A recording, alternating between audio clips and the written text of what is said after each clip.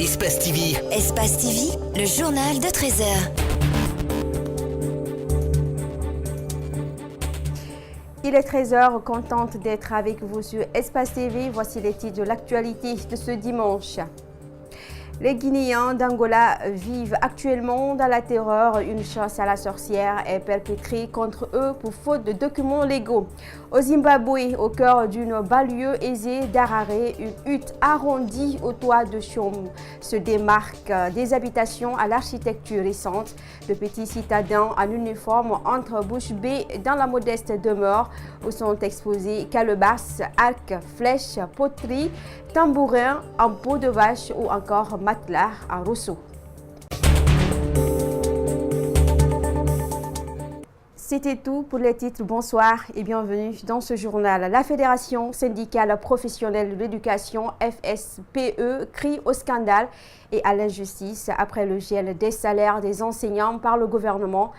La FSPE serait soutenue par l'International Éducation, le comité syndical francophone africain et surtout le BIT qui envisage d'ouvrir une caisse de solidarité pour les enseignants dans les jours à venir. Alcine Barry, Lamine Silla pour plus de détails. Suivez. La Fédération syndicale professionnelle de l'éducation a déclenché une grève depuis le 6 octobre dernier à côté du SLEG d'Aboubacar Souma. Elle réclame l'amélioration des conditions de vie des enseignants, la révalorisation des primes, des indemnités et les logements sociaux. Pendant ce temps, la grève continue et l'État procède au gel des salaires. Le constat est amer. Une violation de loi, une injustice sociale envers les enseignants. Ça ne se doit pas. La grève n'est-elle pas, n'est-ce pas, un droit? Malgré tout, le secrétaire général de la FSPE reste optimiste quant au dialogue pour une sortie rapide de crise. Moi, mon salaire est gelé, mais ça ne me dit absolument rien.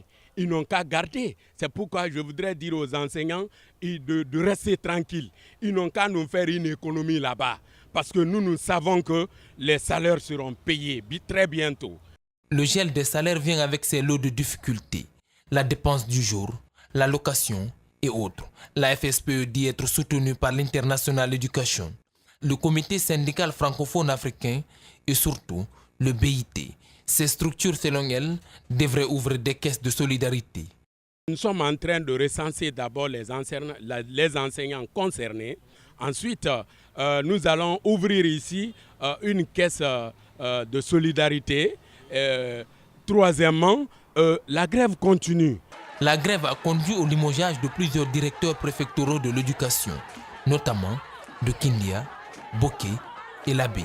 La FSPE crie au scandale et à l'injustice. Dans le même sillage, la grève des enseignants ne sera pas suspendue. C'est ce qui découle de la dernière Assemblée générale du SLEG tenue ce samedi à son siège.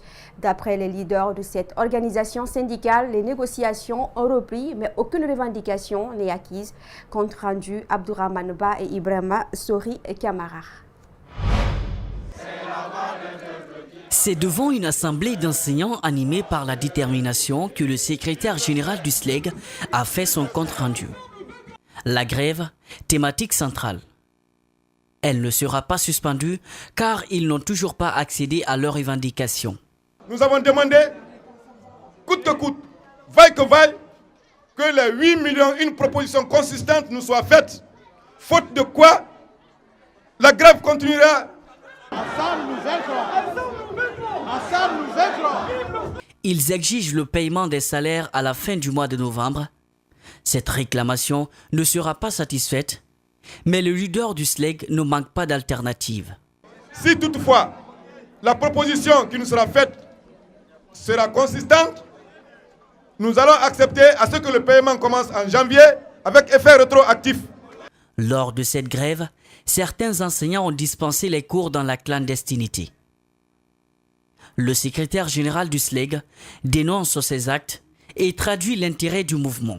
Nous ne pouvons pas accepter de continuer à vivre dans cette condition de souffrance et que nos camarades d'en face mènent une vie ostentatoire.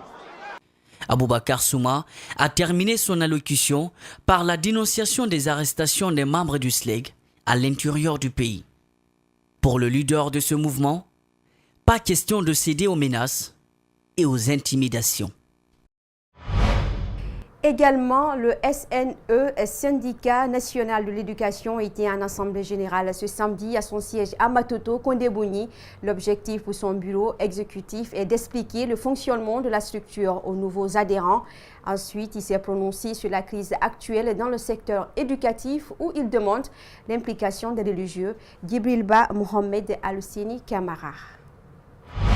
L'école, je vous le dis, c'est l'âme de la nation. Parce que si l'école ne fonctionne pas, c'est la nation qui s'arrête. C'est la nation qui s'arrête. Et ce qui se passe actuellement, c'est une injustice. Une injustice dans la mesure où les enfants des riches, les enfants des gouvernants sont en train d'étudier dans les grandes universités d'Oxford, de Harvard et autres. Sont en train d'étudier dans les écoles françaises ici depuis le 3 septembre. Sont en train d'étudier dans les écoles privées. Et que maintenant les enfants des pauvres vendeurs de charbon, des pauvres vendeuses de gombo au marché, des pauvres menuisiers, des pauvres maçons qui travaillent sous le soleil, sous la pluie, pour acheter de la tenue, pour acheter des cahiers, des chaussures, pour envoyer leurs enfants à l'école de la République où on ne paye pas un franc, que ces enfants-là n'étudient pas aujourd'hui. Nous sommes en train de faire du tort à ces enfants. Et là, il faudrait que l'on s'éveille. L'intérêt national de la nation est au-dessus de l'intérêt personnel. Il faudrait que nous défendions cette école pour dire que oui, nous voulons de l'argent, nous voulons l'amélioration de nos conditions de vie, mais avant tout, c'est la nation. Comme je vous l'annonçais dans les titres, les Guinéens d'Angola vivent actuellement dans la terreur. Une chasse à la sorcière est perpétrée contre eux pour faute de documents légaux apprend-on d'un ressortissant guinéen vivant dans ce pays en séjour auprès de ses parents. Malik Sengena Kamara, Ibrahim Souri 5 Soma. Suivi. Ali Traoré est guinéen vivant en Angola, venu dans son pays pour rendre visite aux parents et profiter de s'offrir des documents légaux. L'octroi du visa angolais lui a été refusé par l'ambassade, alors que sa famille vit dans une psychose dans ce pays hôte. Je n'arrive pas à dormir. À chaque fois quand on parle, ma femme ne fait que pleurer. Le deux aussi, quand il donne le téléphone à mon fils, quand on parle sur Facebook en vidéo, vraiment, ça me donne larmes au cœur, quoi. Je n'arrive pas à dormir. En 2010, au moment que le président est venu en Angola, la promesse que le président nous a donnée au niveau de son discours, que nous tous, on aura des documents en Angola, bon, ça a été applaudi. Donc on a beaucoup aimé cette interview du président de la République, mais depuis lors, on n'a rien eu comme des documents. Les ressortissants guinéens vivant en Angola sont actuellement victimes de répression par la police angolaise faute de documents. Les droits les plus élémentaires sont bafoués. Nos parents, là où ils sont aujourd'hui, mon frère, ils ont tranglé à la maison. Il y en a certains même qui n'arrivent pas à sortir. Mon frère, quelqu'un qui a sa famille, sa petite famille, quand tu ne sors pas pour aller les chercher de quoi à manger, les enfants, les femmes, donc c'est déplorable. Hors caméra, Ali Traoré nous a montré des cicatrices sur son corps suite à des exactions dont il a été victime en Angola. Il souhaite rencontrer le président de la République afin de faire face à la situation dans laquelle vivent les Guinéens en Angola.